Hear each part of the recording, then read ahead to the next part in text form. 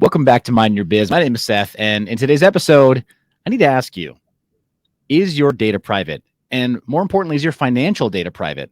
If you've been working on DeFi, there have clearly been some issues from DeFi Summer 1 to DeFi Summer 2, right? Layer 2 Boogaloo. And with me, I have none other than Alex Ship from the Offshift project to talk to us a little bit more about this problem. Alex, welcome to Mind Your Biz. Seth, thanks for having me. It's a pleasure to be here. Hey man, we met up in consensus, and I threatened you that we would do this again, that we would actually talk again about what you're building at Offshift, and I'm excited that you were able to make time. But help the Mind Your Biz audience understand this is a bigger problem than most people realize. They don't really think about what the potential consequences could be of lacking privacy. Yeah, I think it's actually a pretty massive problem in crypto because all of your addresses are generally connected. And so if even one address gets uncovered, then your entire history, your transaction history, everything gets sort of unveiled, so to speak. There was recently actually, and a lot of people have heard about this, is that a company called Addressable now, they raised $7.5 million, I believe, on their sort of pitch, which has been substantiated very well, that they can now link your social media accounts to your on-chain addresses via some sort of proprietary algorithm. So a lot. I'm shocked, Alex. I say. How could we have seen this coming? Yeah. I mean, I think the key there, what's really important to understand is that in a world that's mostly transparent, where you're mostly being surveilled, having anything that you expect to remain anonymous, any sort of privacy that you believe you can keep and hold on to is pretty much unrealistic. There are always going to be algorithms that are going to be able to link what is public about you to what isn't. And Addressable is really just sort of the first iteration of that. And a lot of people on crypto Twitter obviously are feeling the heat. Yeah, no, crypto Twitter in particular, I think that since they actually started associating their ENS names and their Ethereum addresses directly with their profiles, I mean, they did half of the work necessary for this group to come out with their product. Let's just call that one what it is.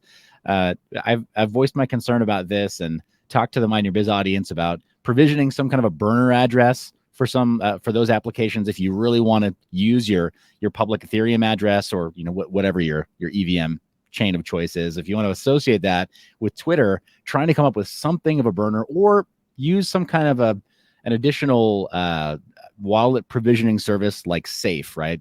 Gnosis Safe, to then create derivative addresses that you only use for that social media platform.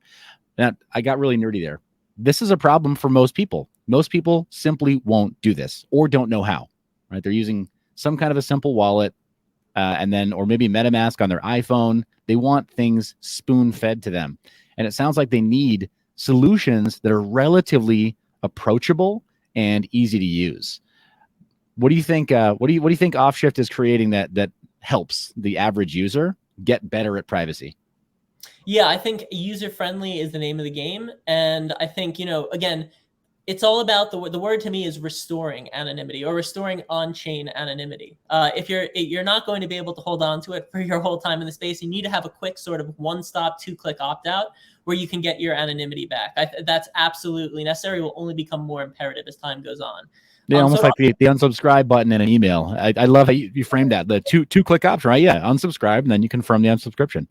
That's cool. Yes. Yeah, it has to be cost efficient, time efficient, and it has to be user friendly. Because demand for privacy is only going to increase, and it's going to expand beyond just tech savvy users. So at Offshift, what we have is a very simple platform where any user can restore his or her anonymity on chain. And the key, of course, is that it has to take place in a fully decentralized environment. Privacy absent decentralization is no privacy at all. And you see that with the Celsius network, all that the data leaks and the court order that sort of took place, and a lot of people that were using CeFi and thinking that their data wouldn't be exposed, it ends up happening one way or another. And even just your Google search history and stuff, yeah, it's a totally private service to everyone, except for Google, obviously, the one centralized body that they can do what they want. They can be leaned on, they can be targeted, they can be hacked. So it really needs to be in decentralized environments. We say no ifs, ends, or bridges, no layer twos, etc. So on Offshift, you can take our native token XFT and you burn it. In fact, it's even easier because you can just take ETH, and the buying and burning of XFT takes place under the hood. So you can go directly from ETH and you burn it, and you can mint these Anon assets. It's sort of a line of synthetics. The first Anon asset that we'll be releasing will be Anon USD. And in that process of burning the XFT, there's a deposit transaction and a withdrawal transaction. I can go into that in more detail, but essentially the user, the individual, becomes dissociated from his or her capital and becomes the anonymous owner of the Anon asset on the other side.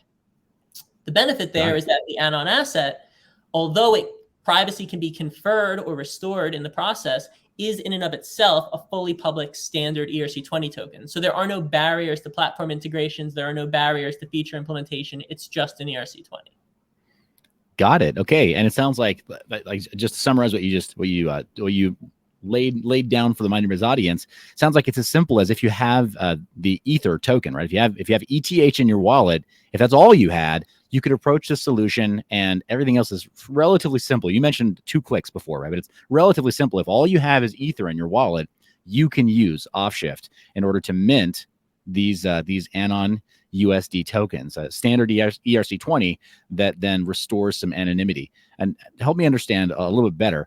Is this something that can then be minted just to any wallet that's chosen by the user? That's the last mile of implementing privacy or anonymity for this user? Yes. So yeah, I'll go right through. Yeah. So you have the deposit transaction where you have XFT, or again, you have F, and you're going to go right. You could go right through XFT and it burns it, but essentially you're going from F. You're also going to send 0.05 F into this deposit contract. That's the deposit transaction. And the reason you need F is because when you mint, you're also obviously going to select or give a designated withdrawal address. That's the address where the F and the Anon assets will be minted and sent to. So in the initial transaction, you're putting some F into that that contract as well.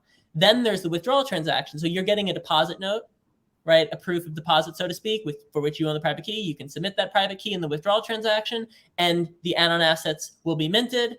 And of course, the F, the 0.05 F that you deposited, will be sent along with the Anon assets by a relayer to that designated withdrawal address. At this point, you've been fully dissociated from your capital. And so for all the purposes of surveillance and public viewing, so to speak, you are now the anonymous owner of Anon USD at a separate, fresh ERC20 or Ethereum wallet address.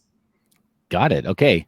Pretty straightforward. Sounds almost as simple as Tornado Cash was to use. Rest in peace for anybody who still uses a VPN with US endpoints. But not as not you don't have to jump through quite as many hoops or understand the relayers or some of their deposit and withdrawal process. This sounds great, and for anybody who knows EVM privacy tools of other types, this does sound much more simplified. Actually, this sounds very approachable.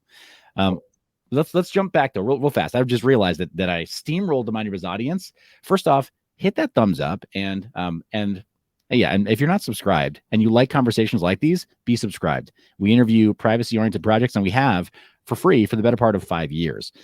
Generally speaking, if a project has a privacy orientation, we don't charge for these interviews. And I should ask, Alex, can you confirm? Did I ask for a bounty?